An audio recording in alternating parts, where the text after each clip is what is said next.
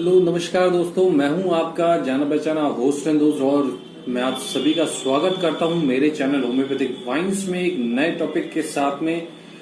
आज हम टॉपिक लेने जा रहे हैं स्नोरिंग, खर्राटे। हाँ जी, इसके बारे में पूरी विस्तृत से जानकारी प्रदान करने का प्रयास करूंगा आप सभी लोगों को, क्योंकि बहुत सी पॉपुलेशन अप्रोक्स 70 to 80% पॉपुलेशन अभी स्नोरिंग की समस्या से जूझ रही है। इसके बारे में मुझे ईमेल भी काफी आए थे कि सर इस टॉपिक पर आप थोड़ा सा डिटेल में बताइए, तो मैं इस वीडियो में पूरा बताने का आपको प्रयास कर रहा हूं। तो आप सभी लोगों से निवेदन करना चाहूंगा कि इसको पूरा देखिएगा, स्किप नहीं कीजिएगा। बहुत ही वैल्यूएबल होने वाला है आप लोगों के लिए, और आपको अगर पसंद आता है तो ही लाइक एंड शेयर कीजिएगा। चैनल को जरूर सब्सक्राइब कीजिएगा, क्योंकि होम्योपैथिक वाइन्स पर ही लेटेस्ट अपडेट्स अवेलेबल होती हैं। आपको सब्सक्राइब करने के बाद प्लेलिस्ट जरूर चेक कीजिएगा प्रीवियस एंड बेनिफिशियल वीडियोस के लिए। चलिए स्टार्ट कर लेते हैं। स्नोरिंग होती क्या है, स्नोरिंग या खर्राटे कहते किसे हैं? सबसे पहले मैं आपको ये चीज थोड़ी सी क्लियर जस्टिफाई करना चाहूंगा। Noisy breathing when you sleep, इसका ये मतलब था जब आप सो रहे होते हैं तो किसी तरह की अटपटी सी आवाज निकलना, और ये किसी भी एज ग्रुप के अंदर हो सकता है। ऐसा नहीं कि ये कोई बच्चों में या बूढ़ों में या मिडिल एज ग्रुप के लोगों में देखा जाता है, किसी भी एज ग्रुप में आपको देखने को मिला। बट मेल्स में इसकी शिकायत ज्यादा मिलती है फीमेल्स की बनस्पत। When you sleep then noisy air present during sleeping, तो वो कहलाती है आपकी स्नोरिंग। इसको आसान भाषा में हम समझेंगे कि एयर पैसेजेस जो होते हैं हमारे बैक ऑफ द थ्रोट जो होता है, वहां पर एक सॉफ्ट पैलेट जूला होता है बैक ऑफ द थ्रोट में, तो वो एयर पैसेजेस की वजह से कंप्रेस हो जाता है, जिस वजह से डिफरेंट हार्श वॉइस या साउंड डेवलप हो जाती है, तो उसे कहते हैं स्नोरिंग, खर्राटे लेना।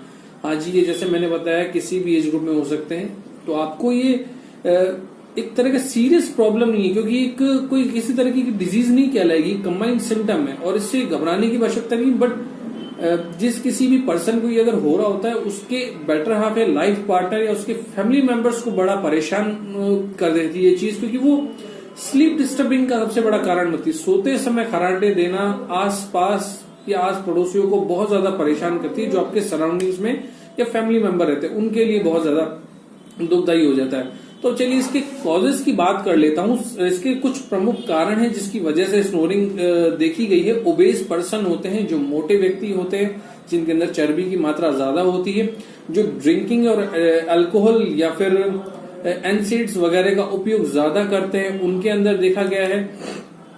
और जिन पर्सन्स के अंदर एनलार्ज टॉन्सिल्स, एडिनॉइड्स हो रहे होते हैं, उनमें ये समस्या ज्यादा देखी जाती है, क्योंकि enlarge nasal polyp, adenoid tonsils में एयर पैसेजेस जो हैं वो कंप्रेस हो जाते हैं, दब जाते हैं, क्योंकि थ्रोट मसल्स रिलैक्सिंग कंडीशन में, सोते हुए पोजीशन में बिल्कुल रिलैक्स हो जाती हैं, जिसकी वजह से पैलेट के पीछे का जो हिस्सा है वो दबता है रिलैक्सिंग कंडीशन में। तो इन वजहों से भी, और एक जो स्लीपिंग पोजीशन है वो भी सबसे बड़ी मायने रखती है। अगर आप सीधा होकर लेटते हैं, कमर के बल लेटते हैं, तो उस पोजीशन में भी स्नोरिंग बहुत ज्यादा देखी जाती है। हाइपरटेंशन के जो पेशेंट्स होते हैं उनके अंदर भी स्नोरिंग बहुत ज्यादा देखी जाती है। स्ट्रेस वर्क ज्यादा होता है, उसके कारण होती है।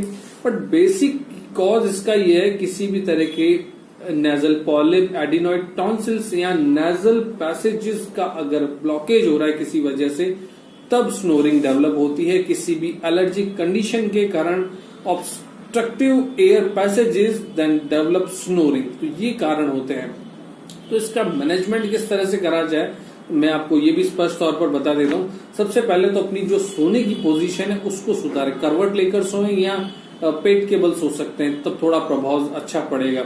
या एक मेडिकल डिवाइसेस आती हैं माउथ के अंदर, आप रात को सोते वक्त अप्लाई कर सकते हैं, तो स्नोरिंग या खर्राटों का प्रभाव कम हो सकता है। उसके बाद जो है आपका खाना पीना, ड्रिंकिंग, अल्कोहल हैबिट आपको बिल्कुल बंद करनी पड़ेगी। गेट एनफ स्लीप, आपको स्लीप लेनी पड़ेगी। नेजल स्ट्रिप्स आप लोग लगा सकते हैं, और किसी भी सपाट सरफेस पर आप लोग नहीं सोएंगे, तकिया लगाकर सोएंगे, वो भी एक बेनिफिशियल है। और treat the chronic allergic condition को भी आप लोग ट्रीटमेंट करवाएंगे। होम्योपैथिक मैनेजमेंट की बात कर ले तो बेस्ट होम्योपैथिक मेडिसिन है OPM. Loud snoring, loud snoring आ रही हो, पेशेंट्स को बहुत तेज खर्राटे ले रहा हो, तो ओपीएम। जहां पर हाइपरटेंशन आ जाता है वहां पर भी ओपीएम। इसके अंदर हम लोग लेमना माइनर ले सकते हैं। नेजल पॉलिप की वजह से अगर समस्या आ रही है तो बिल्कुल आप लोग लेमना माइनर का भी उपयोग कर सकते हैं। चाइना जो है बच्चों के अंदर बहुत ज्यादा अच्छा प्रभाव दिखाती है। Loud snoring with morning in the patient, arsenic album, dulcamara, lachesis due to allergy conditions के अंदर हम लोग ये होम्योपैथिक मेडिसिन इस्तेमाल कर सकते हैं। आप अपने होम्योपैथिक फिजिशियन से बिल्कुल कंसल्ट करके ले सकते हैं। होम्योपैथी में इसका बिल्कुल परमानेंट क्योरेबल इलाज उपलब्ध है। ओपीएम को आप भूलिएगा नहीं, ओपीएम 30 पोटेंसी में आप लोग रखेंगे। अगर किसी को ऐसी समस्या हो रही है हाई ब्लड प्रेशर के साथ में तो बिल्कुल 5 बूंद सुबह 5 बूंद शाम को आप लोग लेंगे तो जो स्नोरिंग की समस्या है वो काफी हद तक सॉल्व हो सकती है। आशा करता हूं स्नोरिंग के बारे में आपको कंप्लीट जानकारी प्रोवाइड हुई होगी इस वीडियो से। नेक्स्ट वीडियो लेकर मैं जल्दी हाजिर होऊंगा आपके समक्ष होम्योपैथिक वाइन्स पर। तब तक लाइक एंड शेयर करते रहिएगा, होम्योपैथिक वाइन्स को देखते रहिएगा, चैनल को जरूर सब्सक्राइब कीजिएगा। Thank you.